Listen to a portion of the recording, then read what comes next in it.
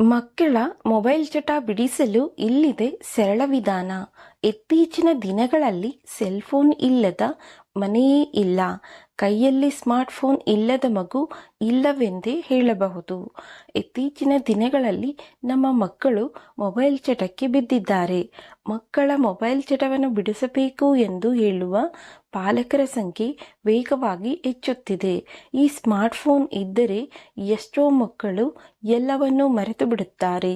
ತಿನ್ನುವುದರಿಂದ ಹಿಡಿದು ನೀರು ಕುಡಿಯುವವರೆಗೆ ತಡ ಮಾಡುತ್ತಲೇ ಇರುತ್ತಾರೆ. ಅಲ್ಲದೆ ಮೊಬೈಲ್ಗಳಿಲ್ಲದೆ ಮಕ್ಕಳು ಶಾಲೆಗೆ ಹೋಗಲು ನಿರಾಕರಿಸುವ ಸಂದರ್ಭಗಳೂ ಸಹ ಇವೆ. ಅದಕ್ಕೆ ಕಾರಣ ಸ್ಮಾರ್ಟ್ಫೋನ್ ಕೈಯಲ್ಲಿರುವುದು. ಈ ಸ್ಮಾರ್ಟ್ಫೋನ್ ಮಕ್ಕಳು ಹಲವು ಅವಘಡಗಳು ತುತ್ತಾಗಲು ಕಾರಣವಾಗುತ್ತಿವೆ. ವಿಶೇಷವಾಗಿ ಬೆಳಗ್ಗೆ ಎದ್ದಾಗ ಸೆಲ್ಫೋನ್ ಹಿಡಿದುಕೊಳ್ಳುವುದರಿಂದ ಅನೇಕ ಆರೋಗ್ಯ ಸಮಸ್ಯೆಗಳು ಉಂಟಾಗುತ್ತವೆ. ಹೀಗೆ ಮಕ್ಕಳ ಮೊಬೈಲ್ ದಾಸರಾಗುವುದನ್ನು ತಡೆಗಟ್ಟಲು ಆಂಧ್ರ ವಿಶ್ವವಿದ್ಯಾನಿಲಯದ ಮನಃಶಾಸ್ತ್ರ ವಿಭಾಗದ ಮುಖ್ಯಸ್ಥರು, ಖ್ಯಾತ ಮನೋವೈದ್ಯರು, ಹಿರಿಯ ಪ್ರಾಧ್ಯಾಪಕರು MVR ರಾಜು ಅವರು ಅಮೂಲ್ಯ ಸಲಹೆಗಳನ್ನು ನೀಡಿದ್ದಾರೆ.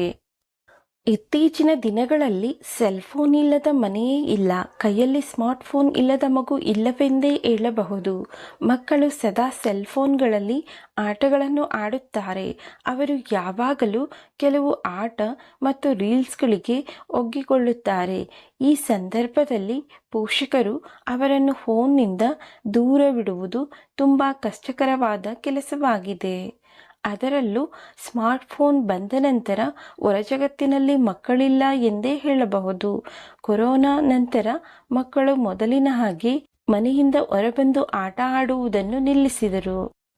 ಕೊರೋನಾ ಸಮಯದಲ್ಲಿ ಹೊರಗೆ ಆಟ ಆಡಲು ಅವಕಾಶವಿಲ್ಲದಿದ್ದಾಗ ಫೋನ್ಗಳನ್ನು ಹೆಚ್ಚು ಬಳಸಲಾಗುತ್ತಿತ್ತು.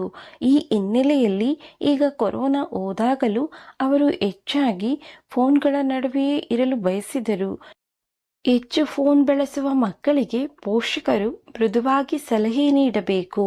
ಮೊದಮೊದಲು ನಿಧಾನವಾಗಿ ಫೋನ್ ಬಳಸುವುದರಿಂದ ಆಗುವ ತೊಂದರೆಗಳೇನು ಎಂದು ತಿಳಿಸಬೇಕು.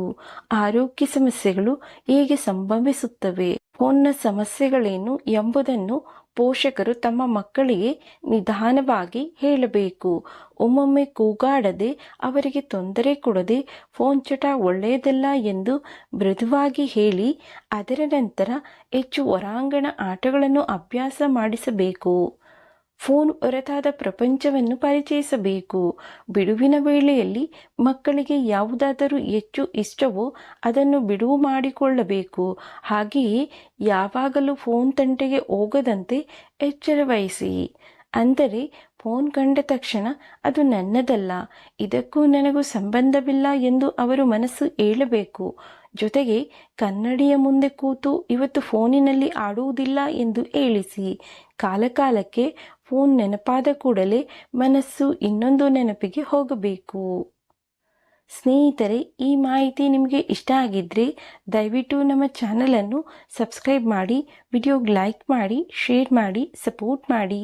ಮತ್ತೊಂದು ವಿಷಯದೊಂದಿಗೆ ಪುನಃ ಭೇಟಿಯಾಗೋಣ.